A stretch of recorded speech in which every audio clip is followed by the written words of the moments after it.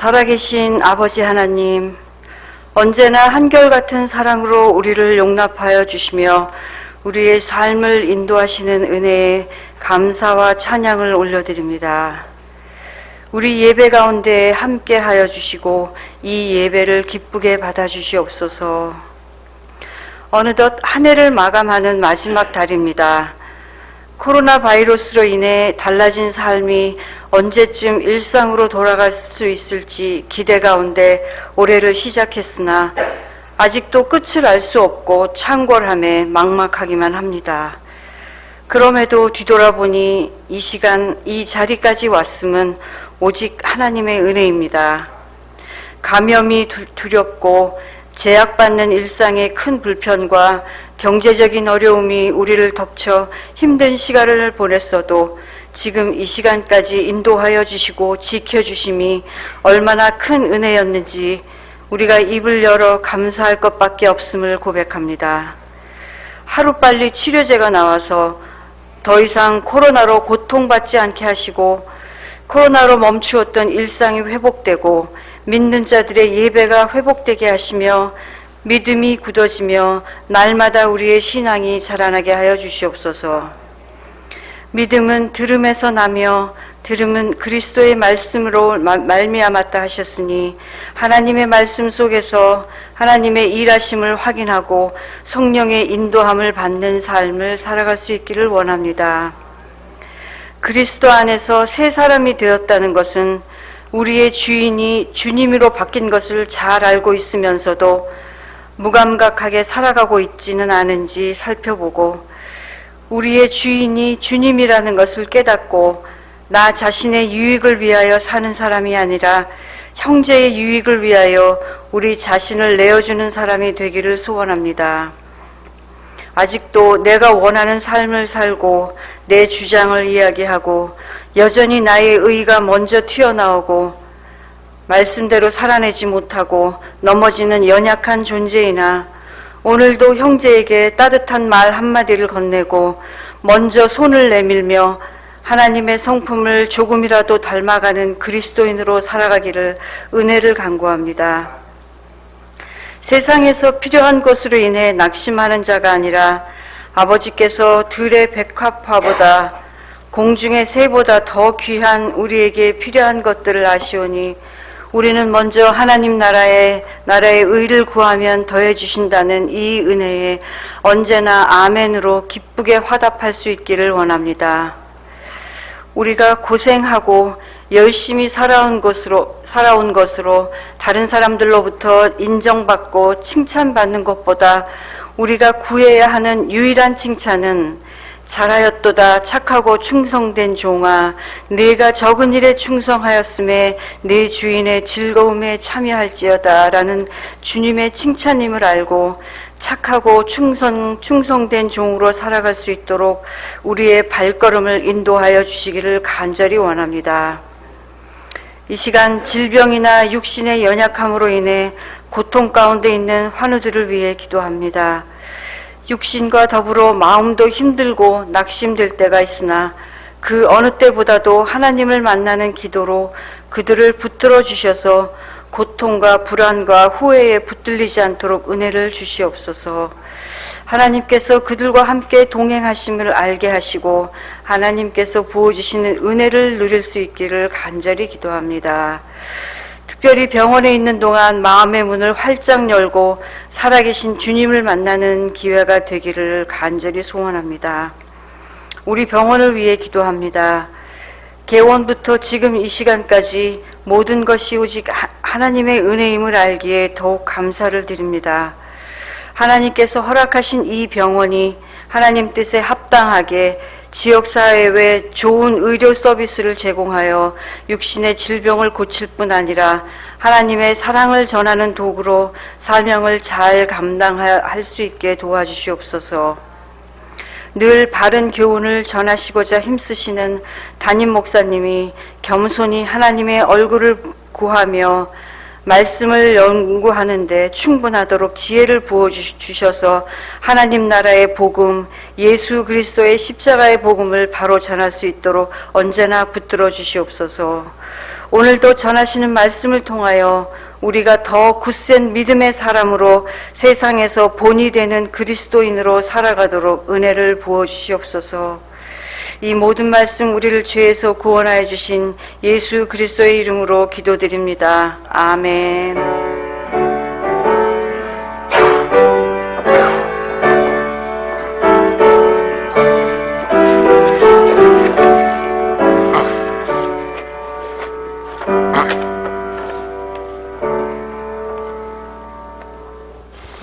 네, 기도 감사드립니다. 오늘 하나님의 말씀은 신약성경 마가복음 10장 32절, 33절 그리고 34절입니다.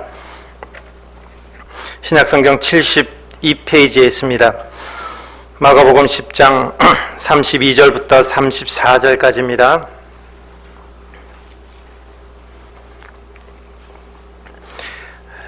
찾으셨으면 이제 저와 여러분이 한 목소리로 같이 봉독하겠습니다. 예루살렘으로 올라가는 길에 예수께서 그들 앞에 서서 가시는데 그들이 놀라고 따르는 자들은 두려워하더라. 이에 다시 12 제자를 데리시고 자기가 당할 일을 말씀하여 이르시되 보라, 우리가 예루살렘에 올라가노니 인자가 대제사장들과 서기관들에게 넘겨짐에 그들이 죽이기로 결의하고 이방인들에게 넘겨주겠고 그들은 능욕하며 침뱉으며 채찍질하고 죽일 것이나 그는 3일 만에 살아나리라 하시니라. 아멘. 네, 오늘도 잘 오셨습니다. 요새 우리나라가 코로나로 인해서 쉽지 않은 환경 가운데 있고 사실 포항도 만만치 않은데 이런 상황 가운데서도 예수 그리스도의 오심을 기억하시면서 여러분 10년 가운데 위로가 되고 그리고 힘이 되는 그런 복된 한 주가 되시기를, 그리고 예배가 되시기를 간절히 기원드립니다. 저희들이 이제 마가복음의 한 본문을 저희들이 읽었습니다. 마가복음 1장 1절은 이렇게 시작됩니다. 하나님의 아들 예수 그리스도의 복음의 시작이다, 이렇게 시작되고 있습니다. 복음이라는 것은 기쁜 소식입니다. 즐거운 소식입니다. 아주 좋은 것입니다.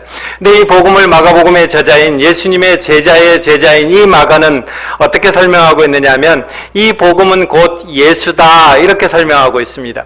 예수가 복음이다. 예수 그 자체가 복음이다. 예수 그 자체가 기쁜 소식이다. 그리고 예수님의 그 입에서 나오는 모든 말씀, 행동이 곧 기쁜 소식, 복음이다, 이렇게 소개하고 있습니다. 그러면서 이 예수를 뭐라고 소개하느냐면 하나님의 아들이시다. 이 하나님의 아들이시다라는 것은 마가복음 전반에 걸쳐서 많이 드러나는 내용입니다. 귀신을 통해서도 이 예수 그리스도를 하나님의 아들이라고 표현했고 결국은 이 하나님의 아들이라는 이 표현이 마가복음을 시작하면서 표현됐는데 맨 마지막에 가면 백부장의 말을 통해서 온 세상에 이 예수님을 하나님의 아들로 인정합니다 라는 고백이 이제 마가복음 전반에 흐르는 것입니다. 이 부분에 대해서는 이제 다음 시간에 조금 더 우리가 한번 살펴보도록 하겠습니다.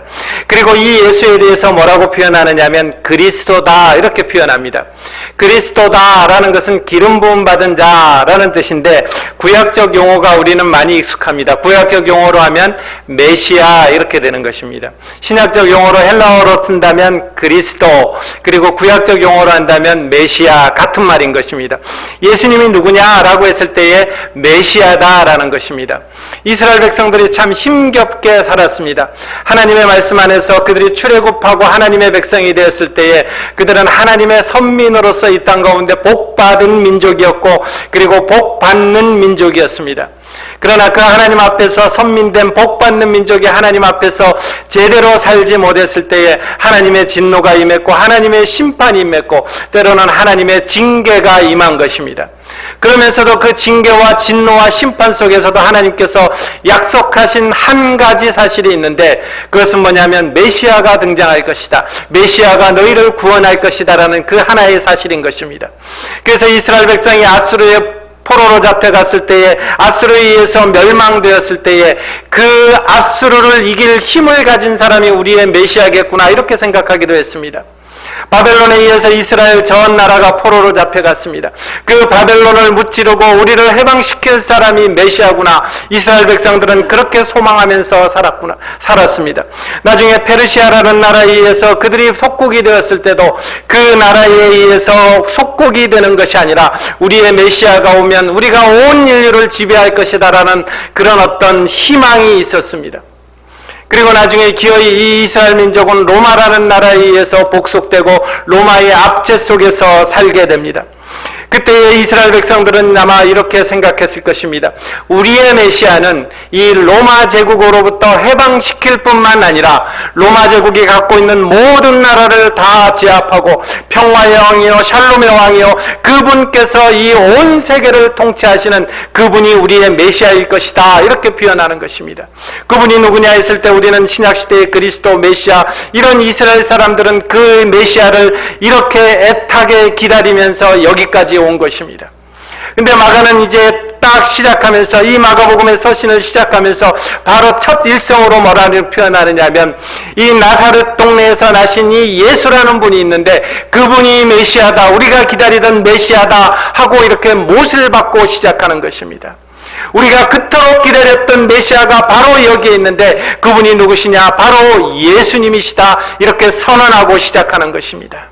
근데 이 마가복음은 이 선언하고 시작하면서 이 전체적인 내용이 어떻게 되느냐 하면 이 메시아라면, 그렇게 우리가 기다렸던 메시아라면, 그렇게 우리가 사모하면서 우리를 해방시켜줄 그 메시아라면 그 메시아는 당연히 힘이 있는 메시아였고 당연히 왕이어야 됩니다. 근데 마가복음의 전반적으로 흐르는 내용은, 이 짧은 복음서의 전반적으로 흐르는 내용은 이 메시아는 고난받는 종으로 묘사되고 있다는 것입니다. 거의 마가복음의 반 정도를 예수님의 고난, 예수님의 십자가 순환, 이것으로 전부 마가복음은 채워지고 있다는 것입니다. 오늘 저희들이 생각할 부분이 바로 이런 것입니다. 어쩌면 우리가 고난받는 종이다 그러면 그 고난주간과 부활주일에 우리는 많이 생각하게 될 것입니다. 근데 마가복음의 이 고난을 생각하다 보면 마가복음은 이 고난을 쓰면서 뭐라고 표현하느냐면 고난받아야 할지니라. 이 말은 무슨 말이냐면 반드시 고난받는다, 이렇게 표현하고 있다는 것입니다. 그 말은 무슨 말이냐? 또 더 나아가 보면 예수님이 이 땅 가운데 오신 목적이 뭐냐 했을 때에 어쩌면 고난받기 위해서 왔다라는 것입니다. 그는 힘겹게 죽기 위해서 오셨다. 이것을 마가복음은 반드시라는 이 단어를 사용하면서 풀어가고 있다라는 것입니다. 그러면 우리가 21세기에 사는 저와 여러분들은 과연 이 예수님의 당한 고난과 21세기를 살아가는 저와 여러분들은 어떤 관계가 있느냐라는 것이죠. 우리는 물론 답을 알고 있습니다. 그 예수님의 죽으심으로 말미암아 우리 죄가 용서받았지 않습니까? 그 예수님의 죽으심으로 말미암아 우리의 모든 죄는 사함받고 하나님의 자녀가 되었지 않습니까? 우리는 이 답을 알고 있습니다. 그러나 우리는 여기에 한 가지 더 나아갈 필요성이 있다라는 것입니다. 왜냐하면 우리가 예수 그리스도로 말미암아 이 하나님의 자녀가 되고 모든 죄를 용서받았다는 이 사실 하나만을 위해서 예수님은 고난받지 않으셨다라는 이 한 사실인 것입니다. 오늘 여기까지 우리는 조금 더 나아가 볼 것입니다. 과연 현재를 사는 우리에게 예수님께서 이 고난받기 위해 오셨다, 와서 고난을 받았다는 사실이 저와 여러분들에게, 이 21세기를 살아가는 저와 여러분들에게 어떤 의미가 있느냐라는 것입니다. 오늘 저희들이 읽었던 본문은 이런 것입니다. 예수님이 이제 예루살렘에 올라가게 되는데, 예루살렘에 올라가면 대제사장들과 서기관들에게 넘겨지겠고, 그리고 그들에게 능욕받고 침뱉음 당하고, 그리고 채찍질 당하고, 그리고 결국은 죽게 될 것이고, 그리고 결국은 다시 살아난다라는 내용이 저와 여러분들이 방금 읽었던 이 내용인 것입니다. 근데 이 내용은 예수님께서 한 번 이렇게 얘기한 것이 아니라 반복해서 얘기했다라는 사실인 것입니다. 그러나 동일한 것은 뭐냐면 다른 사람에게 얘기한 것이 아니고 예수님을 지금까지 따라왔던 예수님의 제자들에게만 이 얘기를 했다라는 사실이고, 이것은 반복되어진다라는 것입니다. 여러분, 첫 번째 내용이, 여러분 성경을 한 두 장만 앞으로 넘겨보시기 바랍니다. 8장 31절입니다. 여러분 성경을 두 장만 앞으로 넘겨보시면 8장 31절의 말씀인데, 이 말씀 전에 이런 말씀을 합니다. 27절에 보면 예수와 제자들이 빌립보 가이사라 여러 마을로 나가실새 길에서 예수님이 제자들에게 물으시는 것입니다. 사람들이 나를 누구라고 하느냐 이렇게 물으니까 사람들이 이제 제자들이 이렇게 대답합니다. 어떤 이는 세례 요한이라고 하고 어떤 이는 엘리야라고 하고 어떤 이는 선지자라고 합니다. 이렇게 대답하는 것입니다. 그러니까 예수님이 다시 묻습니다. 너희는 나를 누구라 하느냐 라고 했을 때 베드로가 기가 막힌 대답을 하죠. 주님은 메시아십니다. 살아계신 하나님의 아들이십니다. 물론 마가복음은 주님은 그리스도이십니다. 여기로 끝나지만 다른 성경과 함께할 때 이렇게 표현하는 것입니다. 주님은 그리스도십니다. 살아계신 하나님의 아들이십니다. 이렇게 하는 것입니다. 주님은 바로 우리가 구약시대부터 그 우리의 선조들이 그렇게 기다리던 바로 메시아입니다. 이렇게 답하는 것입니다. 그러니까 이 답을 듣고 나서 예수님이 말씀하시는 내용이 바로 오늘 31절의 내용입니다. 여러분 31절 보시면 이렇게 돼 있죠. 인자가 많은 고난을 받겠다. 장로들과 대제사장들 그리고 서기관들에게 버림받아 죽임을 당할 것이다. 그리고 사흘 만에 다시 살아날 것이다. 아까 우리가 읽었던 본문하고 동일한 말씀을 하시는 것입니다. 고난을 받을 것이고 그리고 죽임 당할 것이고 그리고 예수님은 다시 살아날 것이다. 이렇게 표현합니다. 여러분 여기 제자들이 반응이 어떻게 나옵니까? 특히 이 베드로의 반응이 참 특이합니다. 뭐라고 표현하느냐 하면 베드로가 예수를 붙들고 항변한다 이렇게 되는 것입니다. 항변한다라는 것은 단순히 따진다 이런 것이 아니고 원어적으로 살펴보면 멱살을 잡고 뒤 흔드는 것입니다. 그러니까 지금 베드로가 예수님의 멱살을 잡고 뒤 흔들면서 무슨 그런 소리 하냐고 따지는 것입니다. 어쩌면 더 노골적으로 표현한다면 예수님 당신이 미쳤습니다 하면서 지금 멱살 잡는 표현이 이 항변이라는 표현인 것입니다. 여러분 왜 예수님의 이 말씀에 이 베드로는 이렇게까지 격하게 반응하느냐라는 것입니다. 예수님의 자기의 스승의 방금까지 메시아라고 해놓고서는 예수님이 이 말 한마디 끝나자마자 이 베드로는 멱살을 잡으면서 그런 말씀하십시오. 왜 이런 미친 말을 하십니까? 어쩌면 예수님한테 이런 투로 지금 말씀하고 있다라는 것입니다. 우리가 한 군데 더 보겠습니다. 그 다음 장입니다. 마가복음 9장 31절입니다.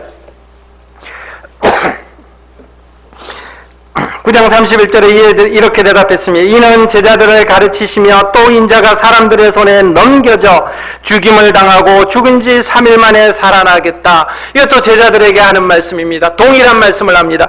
여러분 이 말씀은 어떤 때 한 것입니까? 앞에 귀신 들린 아이를 고쳤습니다. 귀신 들린 아이를 고치고 나서 이 제자들이 예수님한테 물어봅니다. 예수님은 그렇게 능력이 있는데 왜 우리는 능력이 없습니까? 라는 것입니다. 예수님에 대해서 어떻게 생각하는 것입니까? 예수님은 능력자로서 지금 인정하면서 생각하는 것입니다. 이 예수님은 능력자입니다 하는데 예수님이 그 제자들을 다시 불러서 뭐라고 표현하느냐면 나 이제 고난을 받을 것이다. 나 이제 죽을 것이다. 그러나 거기가 끝이 아니라 나는 다시 살아날 것이다. 이것을 말하고 있는 것입니다.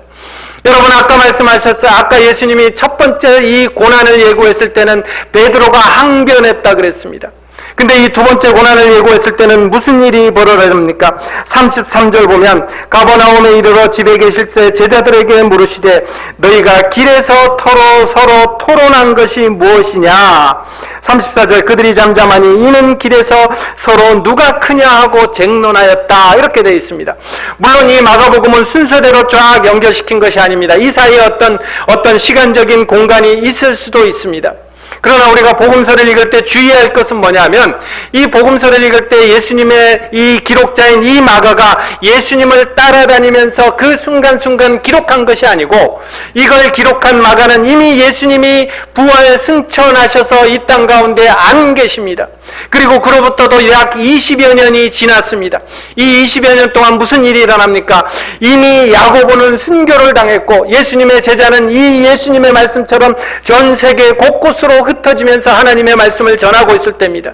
그러면서 어떤 제자들은 이미 순교를 당하고 어떤 제자들은 이미 순교 당할 직전까지 놓여있는 상태들, 그들이 고난을 받으면서 복음을 전할 때 마가는 이때 이 말씀을 기록했다라는 것입니다. 그 말씀은 뭡니까? 이 다 뒤돌아놓고 예수님이 부활 승천하시고 그리고 제자들이 예수님 말씀대로 행하는 것을 이렇게 다 다 보면서 앞의 일들을 같이 연관시키고 있다라는 것입니다. 그러면 마가가 지금 예수님의 이 말씀 다음에 누가 크냐라는 이 말씀을 이렇게 배치시켰다라는 것은 무슨 말씀입니까? 같이 보라는 것입니다. 같이 한번 생각해 보라는 것입니다. 예수님은 지금 나 죽는다 이렇게 표현하는데 제자들은 뭘 얘기하는 것입니까? 누가 크냐, 내가 크냐라는 것입니다. 그리고 이제 오늘 본문으로 가보겠습니다. 10장 32절부터 33절, 34절입니다. 32절 마지막에 보면 이에 다시 12제자를 데리시고 자기가 당할 일을 말씀하여 이르는데 그게 뭐냐면 인자가 이방인들에게 넘겨주겠고 능욕받고 침뱉음 당하고 채찍질 당하고 죽일 것이다. 이 내용을 제자들에게 다시 얘기하는 것입니다. 여러분 이 말씀을 다시 얘기했을 때 그 반응이 뭔지 한번 보겠습니다. 35절 세베대의 아들 야고보와 요한이 주께 나와 여짜오되 선생님이여 무엇이든지 우리가 구하는 바를 우리에게 하여 주시기를 원하옵나이다. 이 세베대의 아들 야고보와 요한이 이제 예수님한테 소위 말해서 딜을 하는 것입니다. 내가 그 모든 가산을 다 버리고 왔지 않습니까? 내가 그 배도 다 버리고 내게 있는 모든 그것들을 다 버리고 이제 예수님 따라왔는데 예수님 앞에 이제 예수님이 예루살렘에 올라가면 이제 예수님의 그 모습을 생각하면서 예수님 앞에 제시를 하는 것입니다. 36절 보세요. 너희에게 무엇하기를 원하느냐 이렇게 했더니 37절에 여짜오되 주의 영광 중에 우리를 하나는 주의 우편에 하나는 좌편에 앉게 해주십시오. 아까 마가복음 9장에는 뭐라고 했습니까? 누가 크냐 쟁론했다 그랬습니다. 이 베드로는 뭐라고 표현합니까? 베드로는 아예 예수님의 멱살을 잡고 항변했다라고 표현하는 것입니다. 여러분 우리가 여기서 오해하지 말아야 되는 것이 있습니다. 여러분 우리 하나님은 어떤 분입니까 했을 때 우리 하나님은 나를 위한 하나님입니다. 우리가 어떤 힘겨움이 있을 때 어려움이 있을 때 우리는 하나님 앞에 매달립니다. 하나님 앞에 기도하는 것이죠. 그때 하나님께서는 응답해 주십니다. 내 갈 길을 알지 못하고 하나님 앞에서 주님하고 부르실 때 그 주님은 나를 위해서 그 길을 밝혀 보여주시기도 하고 그 길을 어떤 때는 막아주시며 그 길이 갈 길이 아니야라고 막아주시는 분이 바로 우리 하나님이신 것입니다. 그런 나의 하나님이시기 때문에 우리는 믿는 것이고 그 하나님 앞에 다가서는 것입니다. 그럼에도 불구하고 여기서 우리가 정말 주의해야 될 것은 뭐냐면 그렇다고 해서 그 하나님이 내 소유의 하나님이 아니라는 것입니다. 내가 생각하는 것, 내가 생각하는 하나님 안으로 그 예수님을 끄집어 넣는다 그러면 우리는 굉장히 우리의 신앙이 이상해지는 것입니다. 여기에 이 반응들은 전부 다 뭐냐면 자기가 어떤 예수님에 대해서 생각했던 그림들이 있는 것입니다. 예수님은 이런 분이시다라는 그 메시아에 대한 기대감과 그 메시아에 대한 어떤 이미지가 있는 것입니다. 그 이미지와 동떨어진 말씀을 예수님께서 하시니까 바로 어떻게 반응하는 것입니까? 제자들이 멱살을 잡고 항변하지를 않는가?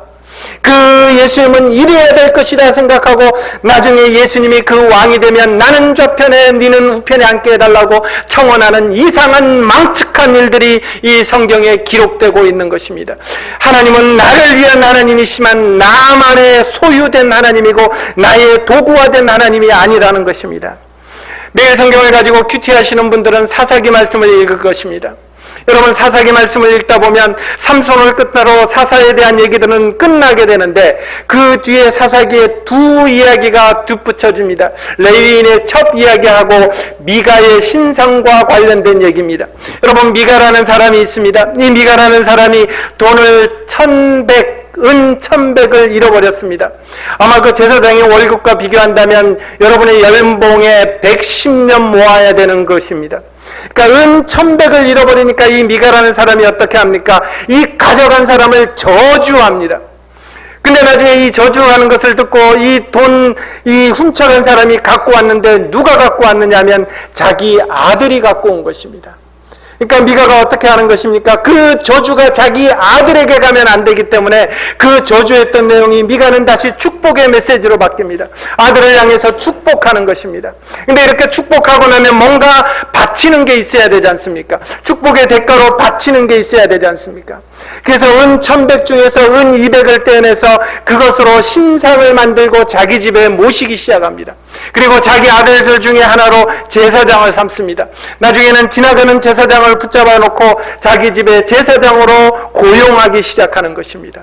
여러분, 이 하나님을 어떻게 생각하는 것입니까? 그들의 믿는 신을 어떻게 생각하는 것입니까? 이 미가는 내 개인의, 우리 가정의 형통함을 위해서 복을 주는 수단으로 그 하나님을 끌어들여서 자기 집안에 신상을 만들고 제사장을 만들고 그 에봇과 드라빔을 입히고 하나님 앞에 예배드리는 행위를 하는 것입니다. 여러분, 우리가 이 제자들을 보면서도, 우리가 이 사사기 시대 이것을 보면서 우리가 우리의 하나님은 나를 위한 하나님이시지만 나의 소유가 아니고 나의 도구가 아니고 내가 함부로 할 수 있는 그분이 아니라는 것입니다. 내가 함부로 하려 그러면 그때부터 불행인 것입니다. 우리 하나님은 우리 하나님 앞에 순종할 때에 우리는 가장 행복한 것이고 가장 형통한 삶인 것입니다. 여하튼 베드로는 항변하는 것입니다. 그렇다면 우리는 이 질문하는 것입니다. 왜 이토록 이 제자들이 엉뚱한 반응을 보이느냐라는 것입니다. 여기 10장 38절은 이렇게 표현하고 있습니다. 너희는 너희가 구하는 것을 알지 못한도다. 9장 32절에는 이렇게 표현합니다. 이 말씀을 깨닫지 못한다.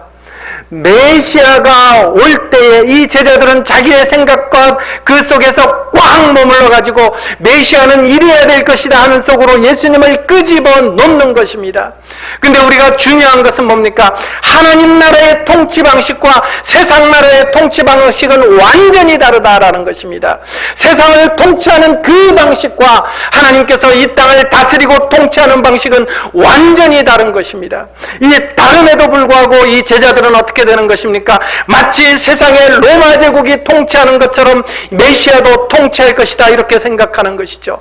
마치 로마 황제가 이 땅에 앞에서 군림하는 것처럼 메시아로 오시는 그분은 군림할 것이고 왕이 될 것이고, 그렇다면 그 왕 앞에 우리는 그 좌편에 우편에 앉아서 우리도 역시 세상을 다스리는 자로 살 것이다 착각을 하게 되는 것입니다. 그러나 성경을 보면 여기에 완전히 달라지는 것입니다. 세상 왕은 군림하지만, 세상 왕은 이 땅을 지배하지만 하나님께서 왕으로 보내신 이 예수님은 고난을 받고 죽임을 당하고 다시 살아나는 이 방식을 택한다라는 것입니다. 여러분, 이 방식을 하면서 뭐라고 표현합니까? 여러분, 이 세 가지의 이 순환 고난 다음에 바로 이어지는 성경 구절들이 일치하게 됩니다. 여러분, 그 마가복음 8장 이후에 나와 있는 이 고백, 이 순환 예고 다음에는 예수님께서 바로 말씀하시는 것이 뭐냐면 십자가 지는 삶을 얘기합니다. 그리고 9장에는 뭐라고 표현됩니까? 섬기는 자가 되어야 된다 이렇게 표현합니다. 그리고 오늘 읽었던 본문 다음에도 바로 이런 표현이 나옵니다. 이 표현을 한번 보겠습니다. 10장 45절입니다. 44절부터 보겠습니다. 10장 44절, 너희 중에 누구든지 으뜸이 되고자 하는 자는 모든 사람이 뭐가 되어야 된다고요? 종이 되어야 된다고요. 45절, 인자가 온 것은 섬김을 받으려 함이 아니라 도리어 섬기려 하고 자기 목숨을 많은 사람이 대속물로 주려 함이다. 예수님께서는 이렇게 표현하는 것입니다. 여기 섬기는 자가 뭐냐라고 했을 때에 우리는 섬기는 자가 교회 생활을 오래 하면서 이것이 굉장히 거룩한 표현으로 많이 되었습니다. 여러분, 이 당시에 섬기는 자는 누가 하느냐 하면 종이 하는 것입니다. 여러분, 그 팔레스타인 지방은 굉장히 먼지가 많이 납니다. 건조한 기후입니다. 그래서 밖에서 들어오면 온몸에 먼지가 묻어 있습니다. 그래서 먼지가 묻어 있는, 특히 어디에 많이 묻어 있습니까? 발에 많이 묻어 있습니다. 그러면 누군가가 이렇게 들어오면 거기에 가장 미천한 종이 와서 그 신발을 벗기고 그 먼지에 쌓인 그 발을 씻어줍니다. 그러면 그 나그네와 객들과 그 주인군은 그 씻은 발을 가지고 안으로 들어가는 것입니다. 여러분, 누군가가 왔을 때 그 신발의 신들매 끈을 풀면서 발을 씻기는 것, 여러분, 이게 섬기는 것입니다. 그러니까 이 섬기는 것은 누구 합니까 했을 때, 그래서 44절 마지막에 이 표현이 되는 것입니다. 모든 사람의 종이 되어야 된다. 이 섬기는 것은 종이 하는 거라는 것입니다. 여러분, 여기서 세상의 방식과 하나님 나라 방식이 완전히 차이를 드러내는 것입니다. 세상의 방식은 어떤 것입니까? 권세가 있고 힘이 있고 군림하는 것입니다. 말 한마디면 모든 것이 다 해결되는 것입니다. 여러분, 하나님 나라의 방식은 뭡니까? 남의 그 더러운 신발끈을 품고 먼지가 가득한 그 그 발을 씻기는 가장 미천한 자의 자리에 서게 되는 것, 그게 하나님 나라의 방식이라는 것입니다. 그게 하나님 나라의 존재 이유라는 것입니다. 하나님 나라는 어떻게 확대돼 갑니까? 라고 했을 때에 하나님 나라는 결코 힘으로 확대돼 가는 것이 아니라 하나님 앞에서 종된 자들의 종의 모습을 보였을 때에 그 더럽고 더러운 그 신발을 벗기면서 그 먼지에 찌든 그 발을 씻어낼 때에 이 하나님의 나라는 확대돼 가는 것이고, 이 하나님의 통치는 이루어가는 것이고, 이 하나님의 그 왕되심은 드러난다. 성경은 이렇게 표현하는 것입니다. 여러분, 이 말씀을 두고 우리의 삶에 한번 빗대 보시기 바랍니다. 우리의 기독교가 지금 어느 선에 있습니까? 우리가 믿는 종교가 어떻게 설립되어 있고 어느 선에서 우리의 그 종교가 이렇게 맺혀가고 있느냐라는 것입니다. 여러분, 기독교는 힘 있을 때 성장하는 것이 아니고 기독교는 하나님 말씀 앞에 순종할 때 성장하는 것입니다. 우리 시대에 1905년에 우리가 일제로부터 여러 가지 곤란을 받기 시작했습니다. 여러분, 1904년과 1905년에 한국의 기독교를 비교해 놓은 곳이 있습니다. 1905년에 들어가면 한국에 있는 교회당들이 일본의 조선 총독부였던 지부로서 사용되기 시작합니다. 왜냐하면 교회만큼 이렇게 넓은 공간이 당시에는 없었기 때문에 그렇습니다. 그래서 1905년에 많은 교회들이 폐쇄되기 시작합니다. 코로나로 인해서 우리나라에도 교회가 폐쇄된 데가 1만 교회가 넘는다라는 이런 보고도 드린 적이 있습니다. 여러분, 그 당시에는 더 심했습니다. 일본에 의해서 교회는 다 폐쇄되고 그 교회는 전부 다 일본의 통치기관들이 들어왔습니다. 여러분, 놀라운 것이 뭔지 아세요? 그때 조사된 세례교인의 수가 폭발적으로 늘었다라는 것입니다. 일본에 의해서 그 교회가 핍박받고 그 교회당 문이 닫히고, 그리고 하나님의 사람들은 예배할 곳 찾아잡고 내가 예수쟁입니다 이 말 한마디에 죽음까지도 각오해야 되는 그 시절임에도 불구하고 우리처럼 쉽게 세례받는 것이 아니라 내가 세례받았다는 사실은 내가 이제 목숨 내어놓았다 하는 그때 그 세례의 의미 속에서 보아도 1905년 그리고 1906년에 가면서 이 예수 믿는 사람 세례교인의 수는 폭발적으로 늘어간 것입니다. 그리고 1919년 우리가 3.1운동의 역사를 보면 그 3.1운동이 어디서 나왔는가 했을 때에 전부 다 이 하나님의 교회에 하나님을 믿는 사람들이 있는 그곳에서 3.1운동의 모든 기폭제들은 그 흐름들 속에서 형성되어 있는 것입니다. 그때 당시 교회의 위치와 3.1운동에 일어난 그 시점들을 이렇게 보면 거의 비슷하게 나오는 것입니다. 여러분, 하나님의 교회는 힘이 있을 때 성장하는 것이 아니고 하나님의 말씀 앞에 순종할 때 하나님의 나라는 발전하고 성장하는 것입니다. 하나님께서 뭐라고 표현합니까? 방식이 다르기 때문에 우리가 살아가는 방식은, 우리가 알아가는 방식은 종이다라는 것입니다. 근데 여러분, 이 종의 의미를 분명히 알아야 됩니다. 이 종은 낮은 자, 비천한 자, 천한 자 이런 개념이 아닙니다. 여기서 말하는 종의 개념은 주인이 있다라는 것입니다. 왕이 있다라는 것입니다. 주인이 있다라는 것은 뭡니까? 그 주인의 말에 따라서 움직인다라는 것입니다. 이게 종입니다. 여러분, 제가 이 예를 몇 번이나 들었습니다. 제가 이 앞에 청소하고 있습니다. 이 앞에 먼지가 많이 있습니다. 열심히 청소하는데 다 끝나지 않았습니다. 근데 주인이 와서 저보고 저 뒤에 가서 청소하라고 합니다. 그러면 제가 주인에게 여기 청소가 남았기 때문에 제가 이걸 마저 하겠습니다 하면 그 사람은 종이 아닙니다. 여러분, 종은 주인의 명령에 따라서 사는 것입니다. 내가 비록 여기에 다 하지 못했어도 주인이 뒤에 가서 청소하라면 당시의 종은 말없이 예하고 순종하는 사람이 종이라는 것입니다. 여러분, 여기에 섬기는 자에 나와 있는 종은 낮은 자로 섬기지만 이 낮은 자로 섬기는 게 중요한 것이 아니고 그에게는 주인이 있다라는 것입니다. 낮은 자로 섬기는 것은 의미가 없다라는 것입니다. 그것이 중요한 것이 아니라는 거예요. 왜 낮은 자로 섬겨야 되느냐 했을 때에 주인이 명확하게 있는 것입니다. 그들에게는 예수 그리스도가 나의 주님이고 그 주님의 말씀과 명령에 따라서 움직이는 사람, 이게 종이라는 것입니다. 여기서 종은 바로 이런 것입니다. 내 인생 내가 정하지 아니하는 삶인 것입니다. 나의 갈 길을 주님 앞에 맡기고 주님께서 나를 통해서 기대하시는 것, 나를 통해서 원하시는 것, 그 말씀 앞에 순종하며 나가는 그 위치가 바로 종이라는 것입니다. 나의 이성, 나의 고집을 내세우면서 예수님은 이래야 돼 하고 멱살 잡는 사람이 아니라 예수님이 말씀하시면 내가 무릎 꿇겠습니다. 내가 항복합니다. 내가 순종하겠습니다. 그냥 따르겠습니다. 내가 여기에 나의 이성과 나의 경험을 내세우지 않고 주님 말씀 앞에 우선 순종하겠습니다. 여러분, 이게 종인 것입니다. 이 종된 삶을 통해서 하나님의 말씀 앞에 순종하는 이 삶을 통해서 우리의 이 하나님의 나라는 확대되고 확장되어 가는 것입니다. 근데 여기까지 하면 우리는 뭔가 부담이 있습니다. 저는 이런 설교를 할 때마다 참 마음에 부담이 있습니다. 코로나로 인해서 힘겨운데 우리에게 또 어떤 하나의 삶을 살게 하시는 겁니까? 우리가 또 어떤 내 지금 먹고 사는 것도 힘겨운데 우리는 또 어떤 것 하나를 더 지독스럽게 해내야만 하는 것입니까? 우리는 이런 질문을 할 수 있는 것입니다. 여러분, 이 길은 버거운 삶인 것입니다. 얼마나 어렵고 고통스러운지는 우리는 해본 사람만이 아는 것입니다.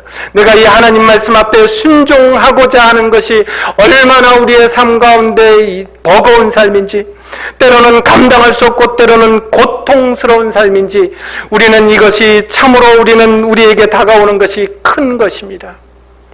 저는 이 말씀을 이제 정리하면서 이렇게 한 걸음 더 나아가 보겠습니다. 여러분, 이 세 부분의 예수님의 이 순한 예고 가운데 여러분, 예수님의 모습이 보이시나요?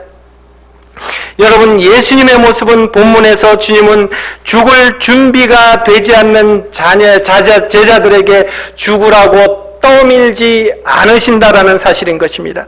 낮아질 준비가 되지 않는 제자들에게 강요하지도 않는다라는 것입니다. 예수님은 지금 뭘 하는 것입니까? 예수님은 오직 가셔야 갈 길을 가시는 것이고 그것을 통해서 제자들의 걸어야 될 길을 그냥 보이시는 것입니다. 그리고 그 제자들은 정한 때가 되었을 때에 그 선생님의 소원대로 때로는 죽음으로 때로는 삶으로 주님을 위하여 내어놓아야 될 것을 기꺼이 내어놓았다라는 것입니다. 여러분, 우리가 믿는 신앙의 멋진 것이 바로 여기에 있는 것입니다. 우리가 이 삶은 버겁고 힘겨운 삶인데, 내가 감당할 수 없는 삶인데 예수님께서 나를 두고 너 저기 가서 내 목숨 버려 하고 제자들에게도 그렇게 하지 않으셨다라는 것입니다. 여러분, 지금 제자들은 어떠한 상황입니까? 여기 32절 보면 예루살렘으로 올라간다 그랬습니다. 그리고 바로 11장에 보면 예루살렘 입성이 나옵니다. 예루살렘으로 올라갔다라는 것은 예수님이 3년 공생의 사역을 하는데 그 3년 동안 먹고 자면서 제자 훈련 시켰는데 그 마지막 단계라는 것입니다. 마지막 단계까지 왔으면, 3년 동안 먹고 마시며 제자 훈련 시켜서 마지막 단계까지 왔으면, 야, 이제 네가 나를 위해서 가서 죽어라, 예수님이 제자들에게 이렇게 말씀하셔도, 네가 나를 위해서 가서 고난당해라 이렇게 말씀하셔도, 가라 이렇게 말씀하셔도 어쩌면 아무렇지도 않을 그런 단계임에도 불구하고 여러분, 본문은 그렇지 않다라는 것입니다. 어떻게 하는 것입니까? 이것을 가르치면서 예수님이 그 일을 가시는 것입니다. 예수님이 그 길을 가시면서 보게 하시고 그리고 경험케 하는 것입니다. 그리고 나중에 예수님께서 부활 승천하시고 성령의 능력을 주셨을 때에 이 제자들은 기어이 이 예수님이 하셨던 그 삶을 따라 살게 되는 것입니다. 여러분, 이게 우리의 모습이기도 하고 여기에 우리의 소망이 있고 여기에 우리의 염려하지 않아도 될 이유가 바로 여기에인 것입니다. 여러분, 이 말씀을 바울 사도는 기막히게 다른 말로 표현해 놨습니다. 여러분, 성경을 조금만 뒤로 넘기시면 고린도 후서 말씀이 있습니다. 한번 찾아보시기 바랍니다. 고린도 후서 4장입니다. 289페이지에 있습니다. 고린도 후서 4장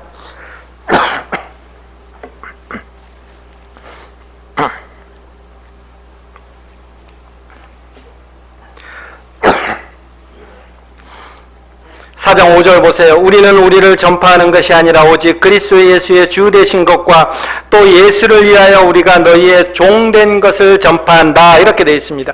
너희의 종됐다라는 것입니다. 하나님의 종이면서도 너희의 종됐다, 종으로 살아간다, 이걸 편찬하는 것입니다. 근데 그 종으로 살아가는 것이 뭔지 한번 보겠습니다. 6절 보세요. 중간쯤에 보면 이렇게 되어 있습니다. 하나님께서 예수 그리스도 얼굴에 있는 하나님의 영광을 아는 빛을 우리의 마음에 먼저 비춰주신 거라는 것입니다. 내가 먼저 종으로 살려고 부단하게 나간 것이 아니라 하나님의 영광을 아는 빛을 우리 마음에 비춰주셨는데, 이것을 7절에 뭐라고 표현하느냐면, 이 하나님을 아는 이 영광의 빛, 이 보배를 우리 같은 질그릇에 가졌으니 이는 심히 큰 능력은 하나님께 있고 우리에게 있지 않게 함을 알게 하려 함이다라는 것입니다. 여러분, 하나님은 우리를 대단하게, 너희들은 능력 있어, 가서 순교할 수 있어, 가서 고난받을 수 있어, 가, 이렇게 하는 것이 아니라는 것입니다. 우리가 고난받을 수 있고 순교할 수 있는 그 힘의 원동력은 어디에 있느냐면, 이 큰 능력은 하나님께 있는 거라는 것입니다. 우리는 그 하나님 옆에 있는 거라는 것입니다. 우리에게 있지 않다라는 것이죠. 여러분, 이 우리에게 있지 않기 때문에 여러분 8절 9절 보세요. 이 기막힌 표현이 나오는 것입니다. 우리가 사방으로 우겨쌈을 당하여도 쌓이지 아니하며 답답한 일을 당하여도 낙심하지 아니하며 박해를 받아도 버림받지 아니하며 거꾸름을 당하여도 망하지 아니하는 것은, 우리가 항상 예수의 죽음을 몸에 짊어지면 우리도 순교할 수 있는, 이 고난받을 수 있는 이 상태가 되면 예수의 생명이 또한 우리 몸에 나타나게 하려 함이라. 그 표현을 11절에 이렇게 되어 있습니다. 맨 마지막에요. 예수의 생명이 또한 우리 죽을 육체에 나타나게 하려 합니다.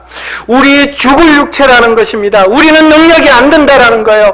하나님이 능력도 안 된 우리를 막 내몰아치는 것이 아니라는 것입니다. 어떻게 내몰아치는 것입니까? 하나님께서 우리 안에 예수의 생명을 넣어놓으시고 예수의 빛을 넣어놓으시고 그 하나님의 능력을 우리 속에서 드러내게 하시는 것입니다. 그 길을 그렇게 하시고서는 기어이 예수 그리스도가 먼저 가서 본을 보여주시는 이 일들이 일어난 것입니다. 그렇기 때문에 이 말씀을 다 정리하면서 뭐라고 표현합니까? 여러분 16절 보세요. 그러므로 우리가 낙심하지 아니하노니 우리의 겉사람은 낡아지나 우리의 속사람은 날로 새로워지도다. 여러분 16절 함께 같이 읽겠습니다. 그러므로 우리가 낙심하지 아니하노니 우리의 겉사람은 낡아지나 우리의 속사람은 날로 새로워지도다. 이게 누가 한 말씀입니까? 내가 내 잘난 것 하나하나 재보니까 내가 하나님 앞에서 이렇게 잘났습니다 이렇게 하는 것이 아니라 예수 그리스도의 그 생명이 나의 썩은 육체 안에서 빛으로 드러내는 바람에 이 내 몸이 어떻게 되는 것입니까? 그 사람은 나이가 들면서 날로 쇠하여지는 것입니다. 정정하게 걸어다니는 모습이 이제는 지팡이 하나 짚어야 걸어다니게 되는 것입니다. 꼿꼿하게 서있던 척추가 이제는 조금씩 구부러져 가는 것입니다. 나의 겉사람은 쇠하여지지만 우리 예수 믿는 사람들에게는 뭐라고 표현하는 것입니까? 우리의 속사람은 날로 새로워진다. 이게 저와 여러분에게 주어진 하나님의 정체화된 명령이라는 것입니다. 그렇기 때문에 우리에게 뭐라고 표현합니까? 그러므로 우리가 낙심하지 아니한다. 이 표현을 사용하는 것입니다. 우리는 얼마나 넘어집니까? 얼마나 쓰러집니까? 얼마나 나의 연약한 모습, 나의 나약한 육신 하나 가지고도 우리는 얼마나 넘어지고 쓰러지고 아파합니까?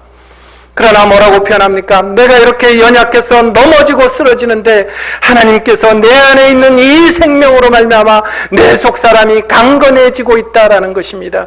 이것은 하나님을 믿는 사람 저와 여러분 모두에게 해당되는 것입니다. 왜 모두에게 해당되는 것입니까? 나의 힘으로만 되는 것이 아니라 내 속에 능력이신 하나님의 능력이 내 안에서 생명으로 드러나기 때문에 우리가 한 해 나아가는 것은 우리 속에서 그 생명의 빛이 나아가는 것이고 우리의 속사람이 강건해지는 것입니다. 성경을 통해서 우리는 주님의 말씀을 깊이 묵상하고 그 말씀이 나의 성품으로 되기까지 우리는 끊임없이 변화되는 사람들인 것입니다. 그 변화될 때 우리에게 주는 위로가 무엇입니까? 하나님은 우리를 그냥 그 고난의 현장으로 내몰아치는 것이 아니라 예수 그리스도가 먼저 본을 보여주셨고 먼저 죽음 가운데 있고 먼저 다시 살아나셔서 본을 보여주셨고 그 길을 우리에게 생명을 주시면서 그 길을 갈 수 있는 용기도 허락해 주셨고 그 길을 걸을 수 있는 그 어떤 것들을 우리 주님은 힘을 주셨다라는 것입니다. 이제 우리는 어떻게 하는 것입니까? 그 주님 믿고 한 걸음 내딛는 것입니다. 그 주님 믿고 우리는 또 한 걸음을 나아가 보는 것입니다. 이전에는 감히 용기가 나지 않았는데, 이전에는 감히 시도조차 못했는데, 이제 내 안에 계신 그 주님으로 말미암아 이제 발 한쪽을 들고 발 하나를 들고 한 걸음을 내디뎌보고 또 한 걸음을 내디뎌보는 것입니다. 여러분, 이게 성도의 삶이라는 것입니다. 이렇게 한 걸음 한 걸음 내디딜 때 우리 안에 무슨 일이 일어난다고요? 우리의 속사람이 강건해진다라는 것입니다.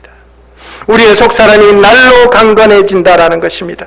우리의 믿음이라 부르는 이 길은 마침내 예수 그리스도의 삶과 성품으로 변화하는 지점에서 우리의 믿음은 만나게 되는 것입니다. 2021년 성탄절에 이 말씀을 가지고 우리가 함께 도전받고 우리가 주님 오심을 드러냈으면 좋겠습니다.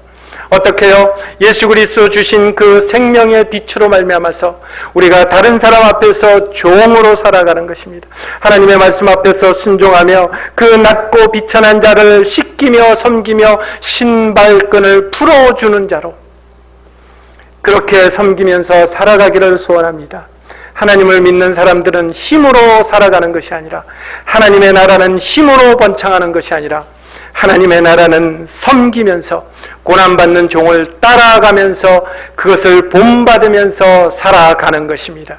이 은혜가 여러분의 삶과 여러분의 생활 가운데 늘 충만히 있기를 간절히 기원하며 축복합니다. 기도하겠습니다. 하나님 아버지,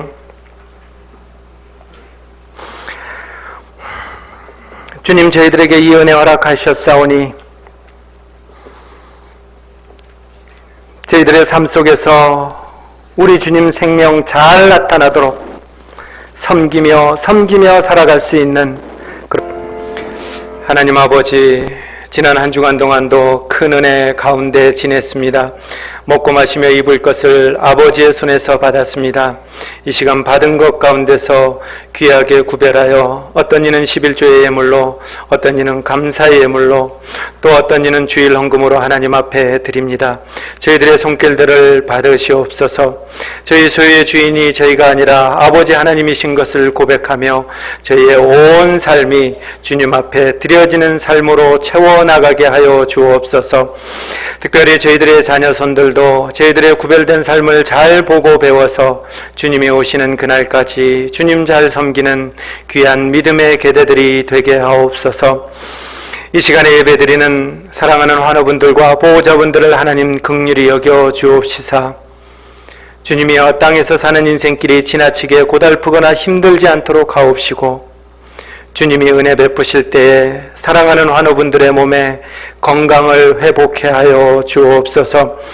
인생길 가는 걸음 노안으로 수고하는 귀한 종들의 걸음에는 하나님 지나친 어려움이 없도록 하시고, 주님 나라를 사모하는 마음이 시간이 흘러갈수록 더욱더 짙어지는 그 은혜를 더하여 주옵소서. 지금은 우리 주 예수 그리스도의 은혜와 아버지 하나님의 사랑과 성령의 감화 감동 교통하심이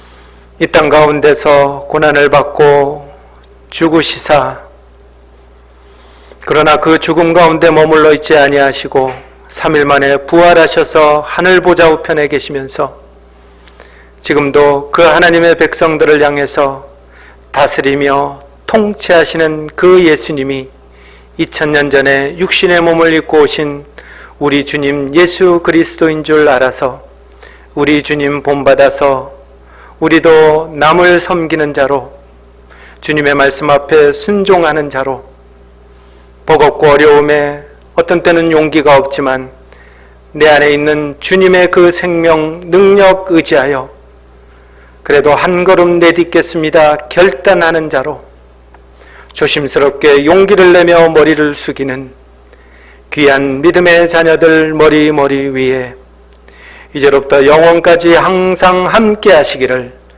간절히 축원하옵나이다. 아멘.